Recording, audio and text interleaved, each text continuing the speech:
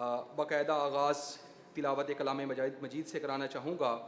اور ہماری یہ خوش قسمتی ہے کہ اس محفل میں بین الاقوامی قاری استاد کریم منصوری صاحب تشریف رکھتے ہیں۔ میں اصل تو کہتے ہیں کہ چیز وہ جو خود اپنا تعارف کرواتی ہے، لیکن صرف ایک دو جملے ان کے تعارف میں کہ جامعۃ الازہر اور مصر کے قراء پوری دنیا میں معروف ہیں اور عالم اسلام کی عزت کا باعث ہیں۔ تو بہت کم لوگ ایسے ہیں کہ جن کو ازہر شریف نے اپنے قاری ہونے کی سند سے نوازا ہے اور وہ مصر کے نہیں ہیں، اور یہ قاری جو ہے وہ کریم منصوری صاحب ان قراء میں سے ایک ہیں۔ اور آپ سب نے دیکھا ہوگا مشہور جو سیریل ہے حضرت یوسف علیہ السلام پہ بنائی گئی، اس میں جو تلاوت ہے وہ آپ کی ہی آواز سے گھر گھر میں گونجتی ہے اور قرآن اور قرآنی تعلیمات کو عام کرتی ہے۔ میں درخواست گزار ہوں قاری استاد کریم منصوری صاحب سے کہ تشریف لائیں اور تلاوت کلام مجید سے اس محفل کا آغاز فرمائیں۔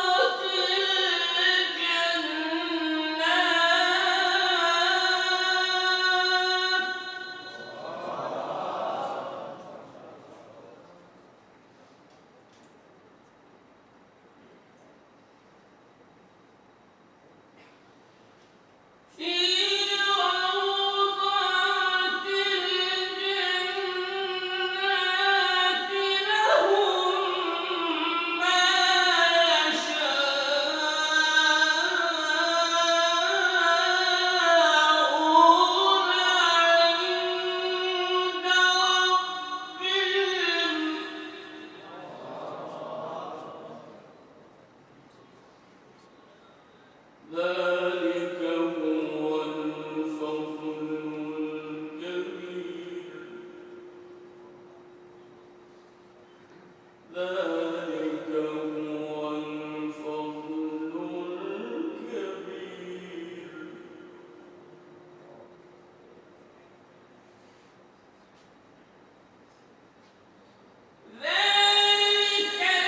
الذي يبشر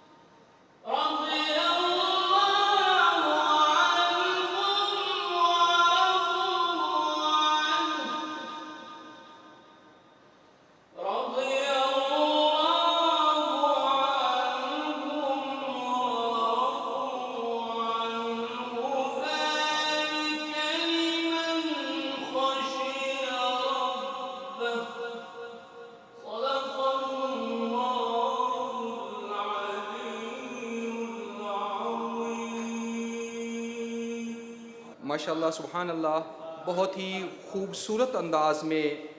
محفل کا آغاز فرما رہے تھے استاد کریم منصوری صاحب۔ سلسلہ پروگرام کو میں آگے بڑھانا چاہوں گا، اور واقعاً جب قاری صاحب تلاوت فرما رہے تھے تو وہ جو ایک حدیث ہے کہ اپنی خوبصورت آوازوں کے ذریعے سے قرآن کو زینت دو، تو واقعاً وہ ایسی خوبصورت آوازوں کے لیے ہی کہا گیا ہے۔ اب جو ہمارا ایک سلسلہ چلا 13ویں قرآن و حدیث مقابلہ جات کا، جس میں تقریباً 4 ماہ مسلسل ایک پریکٹس تھی، جس میں پورے پاکستان کے مدارس میں امتحانات ہوئے، پھر ان کو صوبائی سطح پہ منعقد کیا گیا اور پھر قومی سطح پہ منعقد کیا گیا۔ تو یہ ایک 4 ماہ کی 5 ماہ کی مسلسل کوشش تھی۔ افسانہ حیات کے عنوان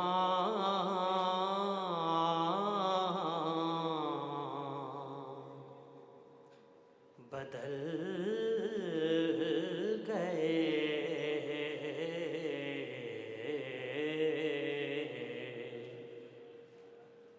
آیا مدینہ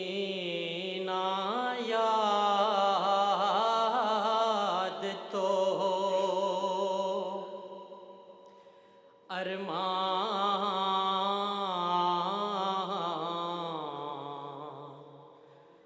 مچل گئے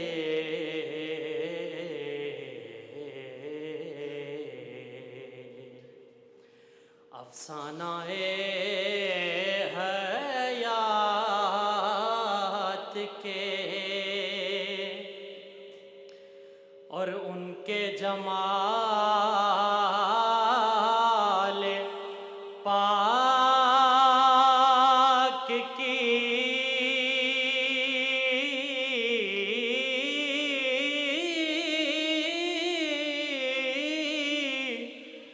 پھوٹی جو ایک کرن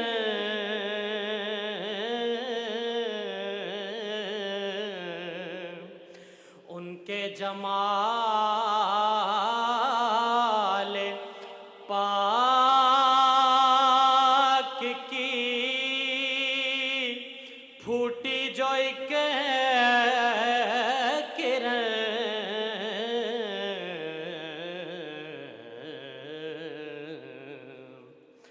دونوں جہاں ہی نور کے سانچے میں ڈھل گئے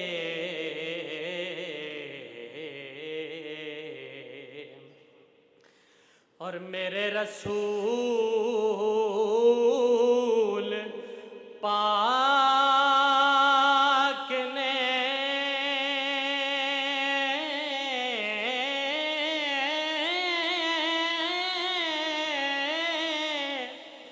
رکھے جہاں قدم میرے رسول پاک نے رکھے جہاں قدم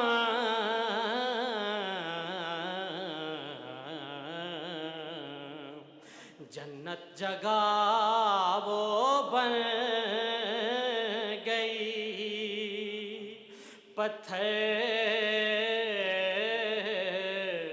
پگھل گئے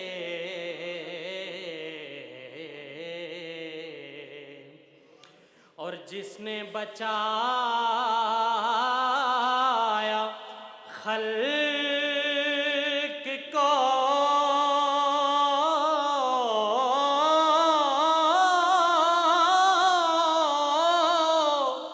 دوزخ کی آگ سے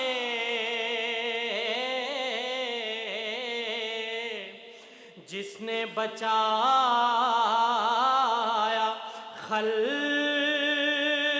کو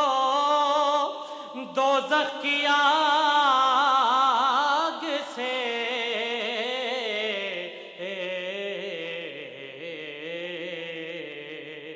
افسوس ان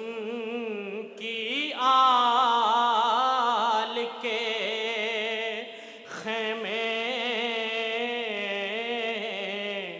بھی جل گئے اور صائم کمال ضبط کی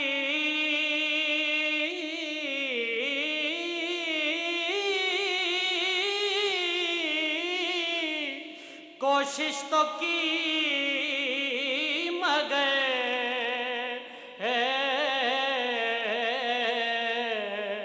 صائم کمال ضبط کی کوشش تو کی مگر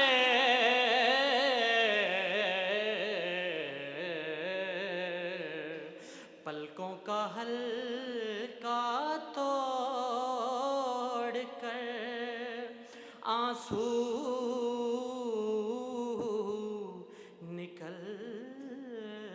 گئے.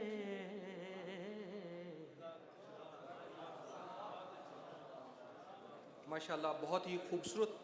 آواز میں برادر اویس نذرانہ عقیدت پیش کر رہے تھے. میں سلسلہ خطابات کو شروع کرنا چاہوں گا. سب سے پہلے میں دعوت خطاب دوں گا حجت الاسلام والمسلمین ڈاکٹر محمد حسین اکبر صاحب کو. آپ اسلامی نظریاتی کونسل کے ممبر ہیں، اس کے ساتھ ساتھ روایت ہلال کمیٹی کے بھی ممبر ہیں. آپ تشریف لائیں اور اس قرآن و حدیث مقابلہ جات کی اس تقریب سے خطاب فرمائیں. ہم آغا صاحب کے شکر گزار ہیں کہ آپ نے اس پروگرام کے اس خوبصورت انعقاد میں بھرپور تعاون کیا، ہر معاملے میں ہماری رہنمائی فرمائی. آغا صاحب کی آمد پر صلوات. اعوذ باللہ من الشیطان اللعین الرجیم، بسم اللہ الرحمن الرحیم. وقت کے دامن میں گنجائش نہیں ہے، پیر صاحب نے اسمبلی کے اجلاس میں شرکت کرنی ہے اور آج کا سیشن جو ہے وہ انہی کی وزارت سے تعلق رکھتا ہے، اس لیے ان کا وہاں تشریف لے جانا بہت ضروری ہے. اس لیے اختصار کو مد نظر رکھتے ہوئے قرآن و حدیث کے حوالے سے یہ مقابلہ جات ظاہر ہے کہ تب ہی منعقد ہوتے ہیں کہ پہلے تعلیم و تربیت سے طالب علموں کو گزارا جائے اور قرآن و حدیث سے آشنائی کے مختلف مراحل و مدارج طے کر کے جب وہ یہاں تک پہنچتے ہیں کہ وہ مقابلے میں شرکت کریں. بہت محنت کا کام ہے، لیکن میں صرف یہ گزارش کروں گا جتنا یہ احسن ترین قدم ہے اتنا ہی پاکستان کے حوالے سے، اور میں یہ برملا اعتراف کرنے میں بھی شرم محسوس نہیں کروں گا کہ جتنا شیعہ اداروں میں قرآن کریم مظلوم تھا اب تو بہت فرق پڑا اور الحمدللہ ہر ادارے میں قرآن کریم کی تدریس شروع ہو چکی ہے، تفسیر بھی اور اس قسم کے مقابلے بھی. اس سے آگے بڑھنے کی ضرورت یہ ہے کہ پاکستان میں اس وقت قرآن یونیورسٹیاں بھی قائم ہو رہی ہیں، حکومت کی طرف سے قرآن و حدیث کے نام سے بھی اور قرآن و سیرت کے حوالے سے بھی سرکاری سطح پہ ادارے قائم ہو رہے ہیں، اور خاص طور پر پنجاب میں قرآن بورڈ کے حوالے سے ایک بہت ہی وسیع پروگرام ہے جس میں M Phil P H D Quran کریم کے حوالے سے سیرت کے حوالے سے پروگرام مستقبل کا حصہ ہیں، جس کے لیے اساتید کی ضرورت ہوگی. اور ظاہر ہے کہ جنہوں نے پی ایچ ڈی کی رہنمائی کرنی ہے اس مقالے کے لیے تو ظاہر ہے کہ وہ اس سے کم تو نہیں ہوں گے. تو لہٰذا میری ایک تو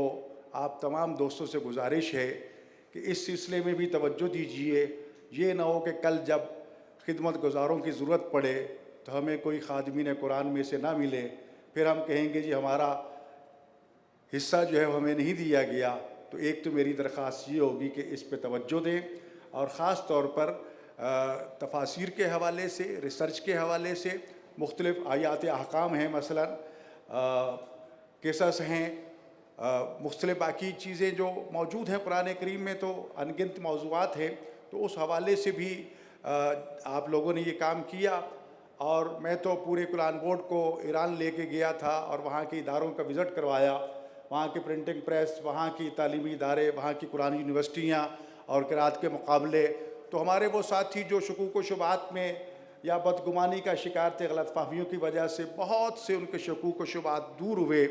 اور یہ اعتراف کرنے پر مجبور ہوئے کہ جتنا ایران میں حکومتی سرپرستی میں قرآن کی خدمت ہو رہی ہے اتنی پاکستان میں نہیں ہے.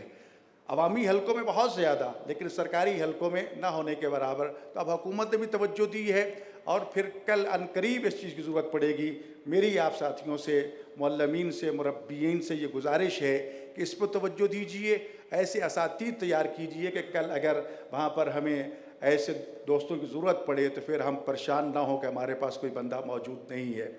جہاں تک تعلق ہے قرآن کریم کے حوالے سے، بڑی خوشی ہوئی کہ ملک بھر سے خواتین و حضرات نے، بیٹوں اور بیٹیوں نے شرکت کی، تو یقیناً لائق کے ساتھ تحسین ہے وہ. اور اسی طرح کیونکہ ہماری ذمہ داریاں جو ہیں اسلامی یونیورسٹیوں کی وہ اسلام کے حوالے سے رہنمائی کی ضرورت ہے. تو آیات احکام ہیں تو قانون سے تعلق رکھتی ہیں، اور اگر اخلاقیات ہیں تو وہ دوسرا معاشرتی پہلو آ جاتا ہے. تو اس حوالے سے یقیناً آپ متوجہ ہیں، اور یہ آپ کا جو مختصر سا تعارف دیکھا اس میں سب چیزیں موجود تھیں. تو بہرحال میں صرف یہی کہنا چاہتا ہوں کہ اساتید کی ضرورت ہے، اساتید کی ضرورت ہے، استاد قرآن ہمارے پاس نہیں ہیں، ہمیں اس کی بہت ضرورت ہے، اور کل مستقبل میں ہم پریشان ہوں گے کہ ہمارے پاس استاد نہیں، جبکہ ضرورت اس سے کہیں زیادہ ہوگی۔ اس لیے بھی کہ قرآن کریم تمام پاکستان کے سکولوں، کالجوں اور یونیورسٹیوں میں لازمی سبجیکٹ کے طور پر آرڈر جاری ہو چکے ہیں، نافذ ہو چکا ہے، تو لہٰذا ظاہر ہے کہ سکول سے لے کر پریپ سے لے کر یونیورسٹیوں تک، پی ایچ ڈی تک اساتید کی تمام مراحل میں ضرورت ہے۔ تو میری گزارش ہوگی کہ ان تمام مراحل کو سامنے رکھ کے قرآن کے استاد اور قاری پیدا کیجئے کہ کل سکولوں میں، کالجوں میں قرآن پڑھانے کے لیے استادوں کی ضرورت پڑے تو پھر ہم یہ پریشان نہ ہوتے پھریں۔ تو بہرحال میں یہی کہنا چاہتا ہوں اور شکریہ ادا کرتا ہوں خاص طور پر اپنے برادر بزرگوار حضرت پیر ڈاکٹر نور اللہ قادری صاحب کا، جنہوں نے میری درخواست پر آج وقت نکالا۔ انتہائی مصروف تھے، ابھی دو سب سے اہم اجلاس جو ہے وہ ان کا ابھی قومی اسمبلی میں ہے، تو بہرحال اللہ تعالیٰ ان کو سلامت رکھے۔ ظاہر قرآن کریم کے حوالے سے وہ تو قطعاً نہیں چاہتے کہ پوری محفل چھوڑ کے جائیں، مجبوری بھی ہے، تو اس لیے میں آپ کا بھی شکریہ ادا کرتا ہوں اور منتظمین کا بھی شکریہ ادا کرتا ہوں، اور دعا کرتا ہوں کہ اللہ تعالیٰ ہمیں قرآن کریم کو سمجھنے، پڑھنے، اس پر عمل کرنے کی توفیق عطا فرمائے، اور روز قیامت قرآن کریم کی ہمیں شفاعت نصیب ہو۔ بہت بہت شکریہ۔ السلام علیکم ورحمۃ اللہ وبرکاتہ۔ ماشاءاللہ بہت خوبصورت انداز میں قرآن کی ضرورت اور معاشرے میں مستقبل میں قرآن کو پر کس مرحلے میں کام ہونا چاہیے اس کی وضاحت فرما رہے تھے۔ جیسا کہ آقا صاحب نے فرمایا، پیر صاحب نے ایک اہم اجلاس میں شرکت کرنی ہے، وقت کم ہے، میں صرف 2 پروگرام ہیں، ایک پیر صاحب کا اپنا خطاب ہے، اور دوسرا اس پورے پروسیس میں جن اسٹوڈنٹس نے فرسٹ پوزیشن حاصل کی ہے صرف ان میں انعامات تقسیم ہوں گے۔ تو پہلے میں دعوت خطاب دوں گا وفاقی وزیر مذہبی امور و بین المذاہب ہم آہنگی پیر صاحبزادہ ڈاکٹر نور الحق قادری صاحب کو، کہ آپ جو ہے وہ طلبہ اور اسکالرز اور مدرسین سے خطاب فرمائیں۔ نحمده ونصلي ونسلم على رسوله الكريم وعلى آله الطيبين وأصحابه المكرمين، أما بعد فأعوذ بالله من الشيطان الرجيم، بسم الله الرحمن الرحيم، اللهم صل وسلم وبارك على سيدنا مولانا محمد عبدك ورسولك ونبيك وحبيبك الأمي وعلى آله وصحبه وبارك وسلم عليه۔ میرے انتہائی قابل صد احترام و تکریم جناب علامہ محمد حسین اکبر صاحب، محترم علامہ سید حیدر نقوی صاحب، علامہ انیس الحسنین صاحب، علامہ ڈاکٹر محمد اعجاز نگری صاحب، اور یہاں پہ جتنی بھی اہل علم، اہل دانش، اہل فکر تشریف فرما ہیں، سب کو، جامعۃ المصطفیٰ کے تمام منتظمین اور اساتذہ کرام کو، اور اپنے بچوں، بچیوں اور بہنوں سب کو السلام علیکم ورحمۃ اللہ وبرکاتہ۔ آج ہم جس مجلس میں بیٹھے ہیں، میں مجلس کے منتظمین کا شکر گزار ہوں کہ یہ اعزاز مجھ ناچیز اور فقیر کو آپ نے بخشا کہ قرآن پاک کی اس بزم میں آپ کے ساتھ میں بھی بہرور ہو جاؤں اور شریک ہو جاؤں، اور جو کوشش جامعۃ المصطفیٰ العالمیہ نے کی ہے اس سلسلے میں، یہ کوششیں قابل ستائش ہیں، قابل تحسین ہیں اور قابل صد افتخار ہیں۔ قرآن پاک کے ساتھ تعلق ایک مومن کا ایمان ہے،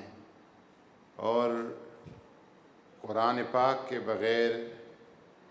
مومن کی زندگی کا کوئی حصہ بھی مکمل نہیں ہے۔ بدقسمتی سے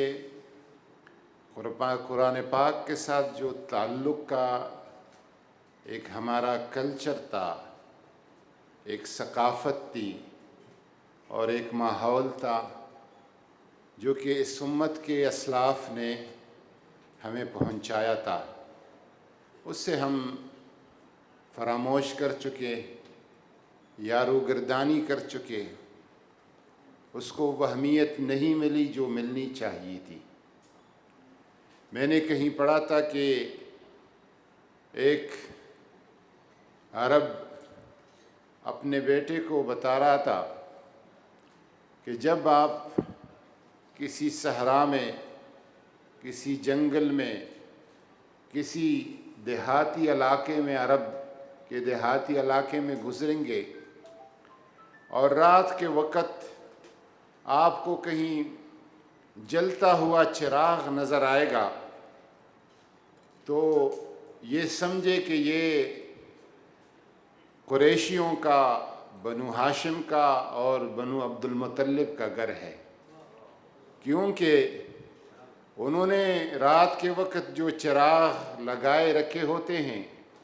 دو ان کے مقاصد ہوتے ہیں کہ یا تو کوئی بھٹکا ہوا مسافر آئے گا تو ہم ان کو کھانا کھلائیں گے، پانی پلائیں گے، یا وہ بیٹھے ہوتے ہیں اور اس چراغ کی روشنی میں قرآن پاک پڑھ رہے ہوتے ہیں۔ اور یہ وہ تاریخ ہے اور یہ حقیقت ہے اس امت کا۔ ہندوستان کے مشہور صوفی ہیں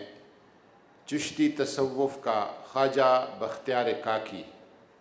آپ کی سوانح میں ایک بڑی عجیب ایک بات آتی ہے اور سب اس کے سوانح نگاروں نے لکھا ہے کہ آپ جب استاذ کی طرف لے جائے گئے 4 سال کی عمر میں، تو استاذ نے جب آپ کو کہا کہ پارہ قرآن پاک شروع کر دیں اور الحمدو سے شروع کرنا چاہتا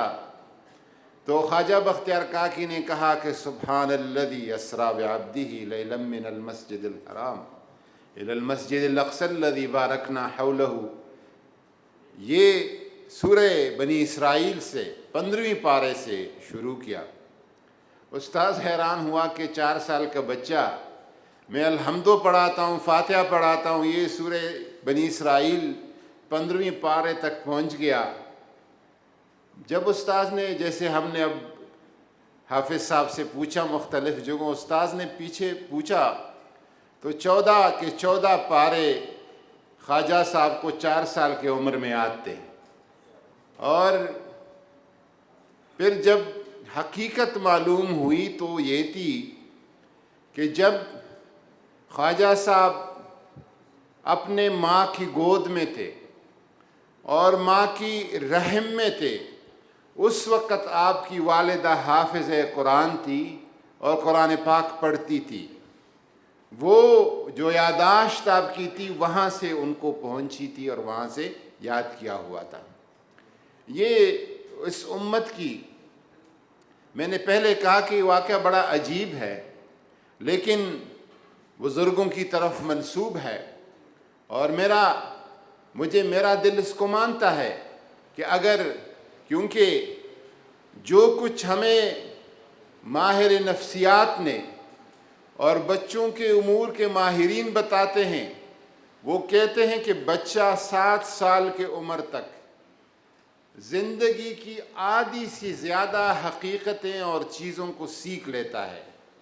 باقی جو 50% چیزیں ہیں وہ 7 سال کی عمر کے بعد مرتے دم تک وہ سیکھتا رہتا ہے، لیکن 50% چیزیں وہ 7 سال تک سیکھ گیا ہوتا ہے۔ تو یہ قرآن پاک کے ساتھ اس امت کا تعلق رہا ہے۔ اس پہ کہنے کے لیے، بولنے کے لیے بہت کچھ ہے۔ میرا بھی ایک تقریب ہے اور نیشنل اسمبلی کا اجلاس ہے جس میں کوئی اہم لیجسلیشن ہے۔ میں نے علامہ حسین اکبر صاحب سے اور منتظمین سے گزارش کی تھی کہ میں ادھر جا رہا ہوں۔ میں خود قرآن پاک کا تو پڑھنے کا میرا اللہ توفیق دے کہ زیادہ پڑھوں، لیکن میرا ذوق سماع کا ہے، سننے کا ہے۔ اور میں آج کل ہر عمر کے مختلف زمانوں میں کسی نہ کسی قاری کے عشق میں مبتلا ہو جاتا ہوں۔ آج کل میں قاری صدیق المنشاوی کہ اس کے مبتلا ہر صبح اور ہر شام، میں صبح بھی سنتا ہوں اور شام کو بھی سنتا ہوں قرآن پاک کے مختلف حصے، جس طرح وہ سناتا ہے، جس طرح وہ پڑھتا ہے، جس طرح وہ بولتا ہے، تو اس سے اللہ تبارک و تعالیٰ دلوں کو قرآن پاک کو صاف کرتا ہے اور روشنی دیتا ہے۔ میں ایک گزارش کروں کہ اس ملک میں جو ایک ثقافت کے نام پر ایک کثافت کی طرف ہم جا رہے ہیں اور ثقافت کے نام پہ گندگی کی طرف ہم جا رہے ہیں اور ٹک ٹاکر کے نام پر بدمعاشیوں کا اور بدکرداریوں کا عروج ہے۔ اس میں اس طرح کے اداروں کو ہمیں قرآن پاک کے کلچر کو فروغ دینا ہے، اور میری ذاتی کوشش ہے کہ ریاست کے سطح پر پچھلے ہفتے میں نے منسٹری میں ایک میٹنگ بلائی تھی جس میں 3-4 اہل سنت کے بھی تھے اور اس میں اہل تشیع کے قرآن کی بھی نمائندگی تھی۔ میں نے بلایا تھا اور ہم نے کہا کہ ہم اس سال کوئی عالمگیر ایک مقابلہ حسن قرأت پاکستان میں حکومت کی سرپرستی میں کریں۔ اس میں 11 ممالک کا ہم نے انتخاب کیا کہ اس سے ہم قرآن کو بلائیں گے، اور پھر اس مقابلے کے بعد جو 3-4-5 سب سے اہم قرآن ہیں ان کا پھر ہم پورے ملک میں تمام شہروں میں محافل حسن قرأت رکھیں گے، تاکہ لوگوں کے سامنے یہ کلچر جو قرآن فہمی کا ہے، قرآن پڑھنے کا ہے، قرآن سننے کا ہے، اس کلچر کو ہم فروغ دے سکے اور اس کو لوگوں تک پہنچا سکے۔ اس حوالے سے آپ کے علم میں ہوگا کہ حکومت نے ایک بہت بڑا کام مکمل کیا ہے، جس کا اگلے دنوں وزیر اعظم صاحب باقاعدہ اس کا معائنہ اور افتتاح کریں گے۔ قرآن پاک کا متفقہ ترجمہ جو کہ بریلوی، دیوبندی، اہل حدیث اور اہل تشیع تمام مسالک کا متفقہ قرآن پاک کا ترجمہ، اردو ترجمہ، وہ مکمل ہو چکا ہے، اس کی طباعت اور اشاعت ہو چکی ہے، اور اس کا مقصد یہ ہے کہ ہم بچوں کو مترجم قرآن پڑھانے کا جو حکومت کا پروگرام ہے اسی ترجمہ کے ذریعے سے گوا جو تمام مکاتب فکر کے ہاں متفقہ ہے، اس میں تمام مسالک کے علماء نے ایک بھرپور پچھلے 2-3 سال کی ایک سٹرگل کی ہے، ایک محنت کی ہے۔ اس کو وزیر اعظم صاحب انشاءاللہ تعالیٰ جب معائنہ کریں گے، افتتاح کریں گے، تو پھر ہم اسی کو اسکول اور کالجز لیول پر پہنچائیں گے۔ ساتھ جو آپ کے مقابلے میں سیرت کا ہے تو الحمدللہ باقاعدہ ایک تو سیرت کے واقعات کہیں اردو میں آئیں، کہیں انگریزی میں آتے ہیں، کہیں اسلامیات میں آتے ہیں، کہیں معاشرتی علوم میں آتے ہیں، لیکن سیرت کو نصاب کے طور پر پڑھانا یہ الحمدللہ موجودہ حکومت کا کام ہے۔ اس کو نصاب میں شامل کیا جا رہا ہے۔ 7ویں، 8ویں، 9ویں اور 10ویں جماعت کے نصاب میں یہ سیرت باقاعدہ ایک کتاب کے ذریعے سے، نصاب کے کورس کے ذریعے سے نصاب میں شامل کیا جا رہا ہے، اور ان ساری چیزوں کا جو مقصود ہے اور مطلوب ہے وہ یہ ہے کہ ہم قرآنی کلچر کو، قرآنی ثقافت کو اس ملک میں فروغ دے سکے۔ یہاں پر علماء کرام تشریف فرما ہیں، میں آپ سے بہت مؤدبانہ گزارش کروں گا کہ اس ملک کو تقسیم کرنے کی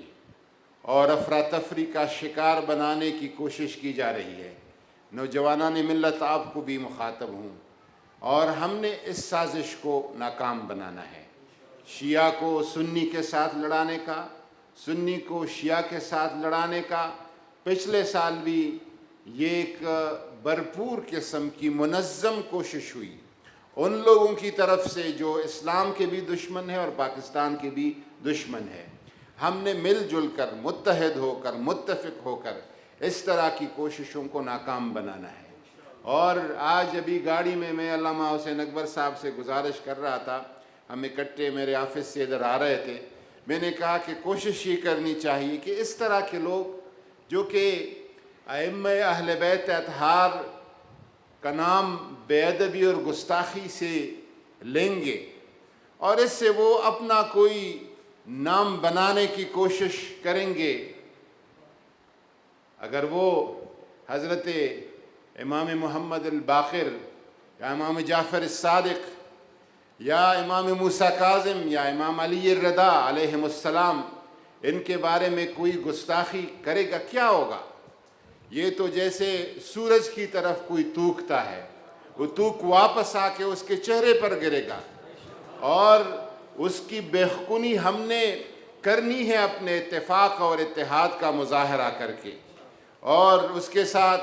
میں نے کہا کہ اگر آپ ان کی باتوں کو بہت زیادہ بڑھائیں گے تو وہ جو اہمیت چاہتا ہے اس کو وہی اہمیت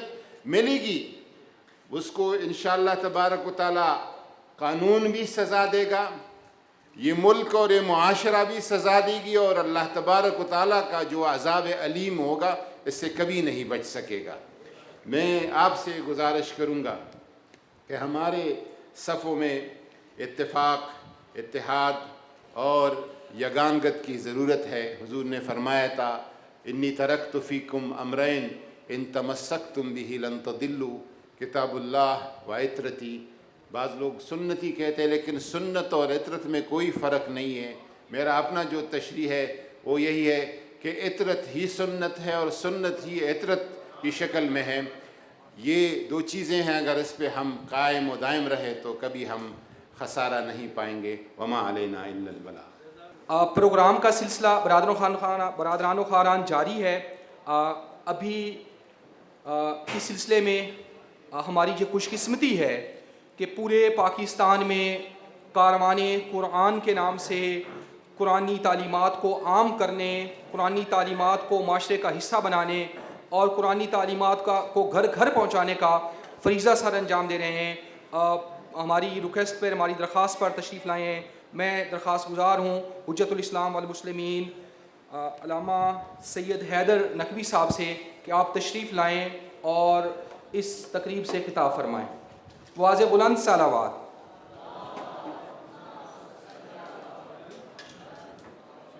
اعوذ باللہ من الشیطان الرجیم، بسم اللہ الرحمن الرحیم، الحمد للہ رب العالمین، وصلی اللہ علی سیدنا محمد وآلہ الطیبین الطاہرین۔ قال اللہ تعالی فی القرآن الحکیم، اعوذ باللہ من الشیطان الرجیم، بسم اللہ الرحمن الرحیم، الذین آتیناہم الکتاب یتلونہ حق تلاوتہ اولئک یؤمنون بہ ومن یکفر بہ فاولئک هم الخاسرون۔ صدق اللہ العلی العظیم۔ ایک مرتبہ صلوات پڑھیں محمد و آل محمد۔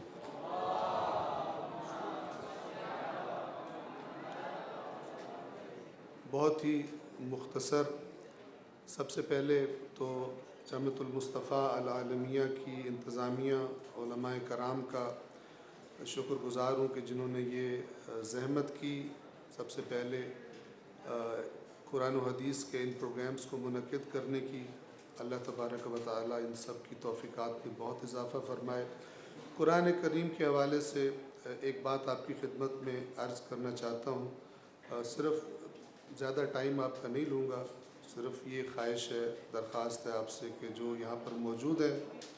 تھوڑی سی توجہ فرمائیں، صلوات پڑھیں محمد و آل محمد۔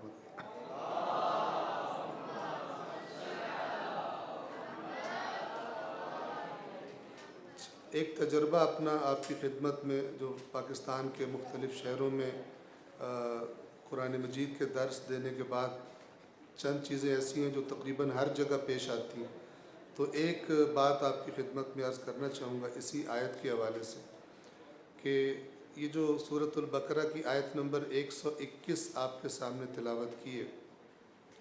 اس میں اللہ تعالیٰ ارشاد فرماتا ہے کہ وہ لوگ جن کو ہم نے کتاب عطا کی ہے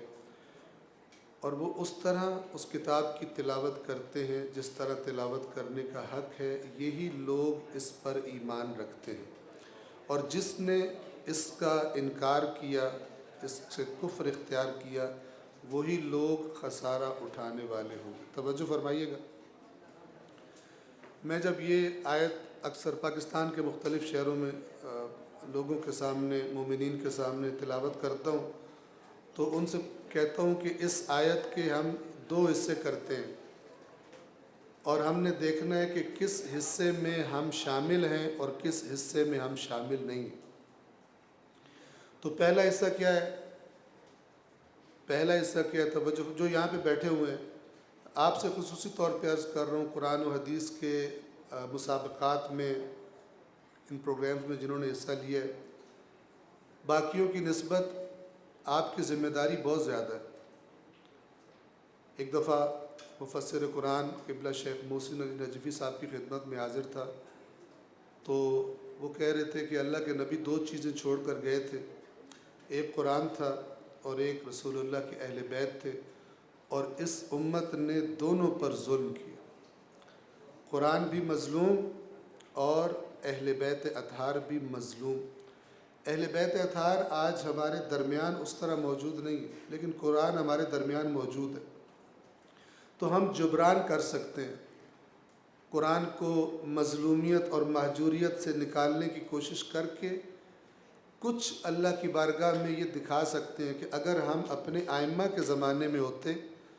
تو ہم ثقلین کی، اہل بیت کی بھی اسی طرح حفاظت کرتے اور ان کا بھی اسی طرح معاشرے میں مقام دلوانے کی کوشش کرتے جس طرح ہم قرآن کے بارے میں کوشش کر رہے ہیں۔ لیکن ہماری قوم کا پرابلم یہ ہے کہ جو پاس نہیں ہے اس کے لیے دعائیں مانگتے ہیں، اور جو پاس ہے اس کو لفٹ نہیں کراتے۔ مثلا امام زمان کے ظہور کے لیے عجل اللہ تعالی فرجہ الشریف صبح و شام دعائیں جاری ہیں، لیکن ثقلین میں سے ایک جو قرآن موجود ہے اس کے بارے میں قوم کا رویہ ہے، میں اور آپ اچھی طرح سے جانتے ہیں۔ توجہ کیجیے، پہلا حصہ میں ان سے کہتا ہوں الذین آتیناہم الکتاب، وہ لوگ جن کو ہم نے کتاب عطا کی ہے۔ یہاں پہ رک کے میں لوگوں سے پوچھتا ہوں، مومنین سے، ان میں آپ شامل ہیں یا شامل نہیں ہیں؟ تو سارے کہتے ہیں جی شامل ہیں، اللہ نے ہمیں بھی کتاب دی ہوئی ہے۔ میں کہتا ہوں کون سی کتاب آپ کو دی ہے؟ کہتے ہیں قرآن دی، بس ہم شامل ہیں، اللہ نے ہمیں کتاب دی ہے۔ اب میں کہتا ہوں اگلی سیڑھی پہ ذرا چڑھیں جس پہ اللہ چڑھانا چاہ رہا ہے، اور وہ کیا ہے؟ یتلونہ حق تلاوتہ، اور جن کو ہم نے کتاب دی ہے اس کی تلاوت ایسے کرتے ہیں جیسے تلاوت کرنے کا حق ہے۔ یہ ترجمہ کر کے ان سے کہتا ہوں اب کون کون شامل ہے؟ کوئی بھی ہاتھ کھڑا نہیں کرتا، کوئی ہاتھ کھڑا نہیں کرتا کہ ہم اس طرح قرآن کی تلاوت کرتے ہیں جس طرح تلاوت کرنے کا حق ہے۔ تو پھر اس کے بعد میں ان سے کہتا ہوں کہ اللہ یہ کہہ رہے کہ جن کو ہم نے کتاب دی ہے اور اس کی تلاوت اس طرح کرتے ہیں جیسے تلاوت کرنے کا حق ہے،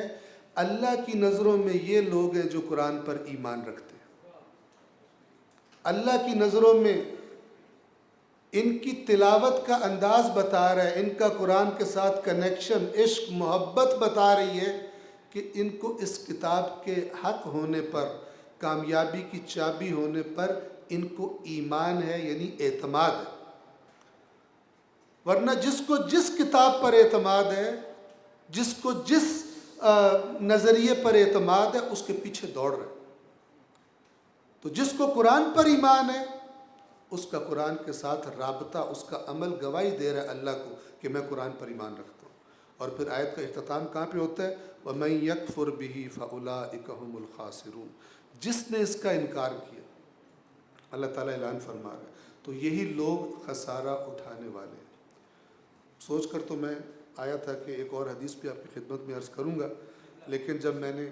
آغا حدیث سے ٹائم پوچھا کہ کتنا میرے پاس ٹائم ہے، تو انہوں نے مجھے کہا 4:30 بجے ختم کرنا تھا، تو 4:34 ہو گیا، اس سے زیادہ میں آپ کو زحمت نہیں دوں۔ جی مجھ سے کہہ رہے ہیں کہ ٹائم تھوڑا سا میں اور لے سکتا ہوں، ایک صلوات پڑھے محمد والے۔ ایک نقطہ امام کی حدیث سے توجہ کیجیے گا، زیادہ وقت نہیں لوں گا، صرف توجہ کیجیے، آپ سب نے یہ حدیث پڑھی ہوگی، سنی ہوگی۔ ایک آپ کو متوجہ کرنا چاہ رہا ہوں، حق کے تلاوت کا لفظ آیا، اصل میں اسی لفظ سے ریلیٹڈ یہ حدیث ہے جو آپ کی خدمت میں عرض کرنا چاہ رہا ہوں۔ سارے قرآن سے کسی نہ کسی طرح مربوط لوگ بیٹھے ہوئے ہیں، ان سے عرض کر رہا ہوں، توجہ سے سنیے گا پلیز۔ حق کی تلاوت کیا ہے؟ خود یہ لفظ ہمیں کچھ نہ کچھ بتا رہا ہے کہ اللہ تعالیٰ کیا کہنا چاہتا ہے۔ جب ہم کسی کے ذمہ کوئی کام لگائیں اور وہ پوری محنت کر دے اس کام میں اور کام بہترین کرے تو ہم دیکھ کے کہتے ہیں اس نے حق ادا کر دیا، ٹھیک ہے؟ اور کچھ لوگ ایسا کام کرتے ہیں کہ دیکھنے کے بعد بندہ کہتا ہے تو نہ کرتا تو بہتر تھا۔ تجھے تو نہ کہا جاتا تو بہتر تھا، اتنا کام کا بیڑا غرق کیا تو۔ حق کی تلاوت کیا ہے؟ خود یہ لفظ ہمیں بتا رہا ہے کہ کس طرح کا پڑھنا اللہ کہے گا کہ حق کی تلاوت ادا کی ہے۔ لیکن ائمہ اہل بیت، اور یہاں پر امام جعفر صادق علیہ الصلوۃ والسلام جو اس کی صلوات پڑھیے محمد و آل محمد پر،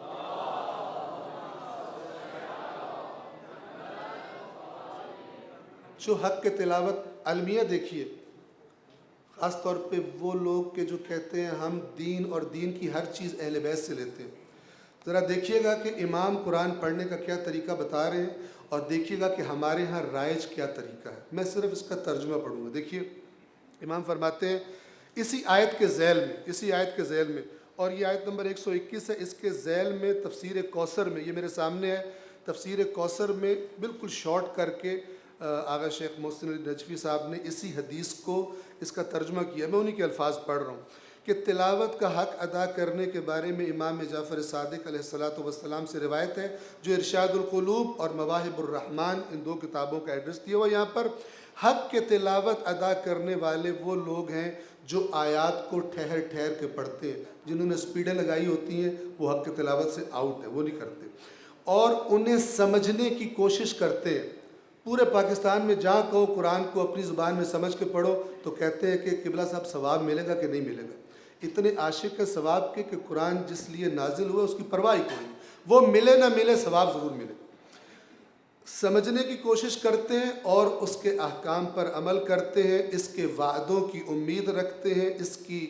تنبیہوں سے خائف رہتے ہیں، اس کے قصوں سے عبرت حاصل کرتے ہیں، اس کے اوامر کو بجا لاتے ہیں، اور اس کی نواہی جن سے قرآن نے روکا ہے اس سے رک جاتے ہیں۔ یہ ساری کی ساری باتیں متوقف ہیں قرآن کو سمجھنے پر۔ امام فرما رہے ہیں یہ حق کے تلاوت۔ اب آپ خود بتائیں، جو ہمارے یہاں قرآن پڑھنے پڑھانے کا ناظرہ تجوید وہ اپنی جگہ پہ اہم ہے، لیکن یہ جو امام نے حق کے تلاوت بتایا ہے اس میں سے ایک چیز بھی، جس طرح ہمارے گھروں میں قرآن پڑھنے پڑھانے کا طریقہ رائج ہے، اس میں سے ایک چیز بھی اس میں شامل نہیں۔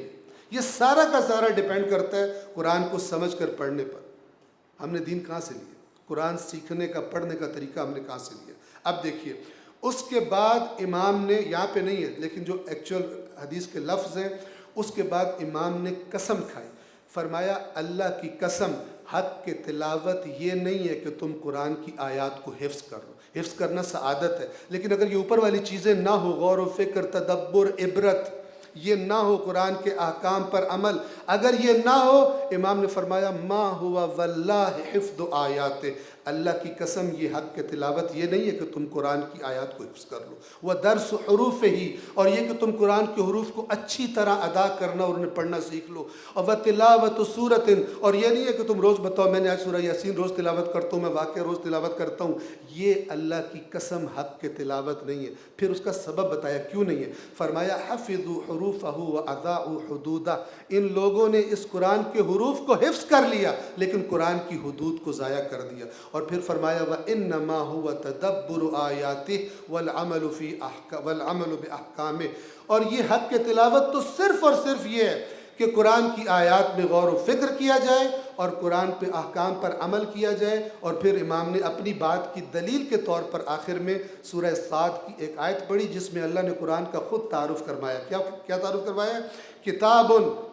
یہ ایک ایسی کتاب ہے، انزلناہ الیک، جسے اے رسول ہم نے آپ کی طرف نازل کیا ہے، مبارکن، برکتوں والی، کس لیے نازل کی ہے؟ لیدبروا آیاتہ، تاکہ لوگ اس کی آیات میں غور و فکر کریں، اسے چومنے چاٹنے کے لیے نازل نہیں کیا،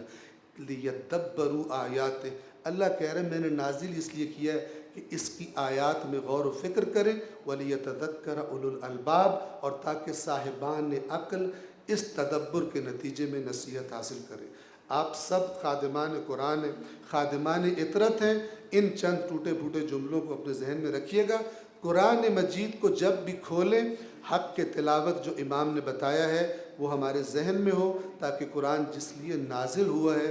اس ہدف اور مقصد کے حصول کے لیے ہم اس قرآن کو پڑھ سکیں۔ السلام علیکم ورحمۃ اللہ وبرکاتہ۔ ماشاءاللہ بہت خوبصورت انداز میں آغا صاحب قرآن کی ضرورت اور معاشرے میں قرآنی تعلیمات کی لوگوں میں جو پیاس ہے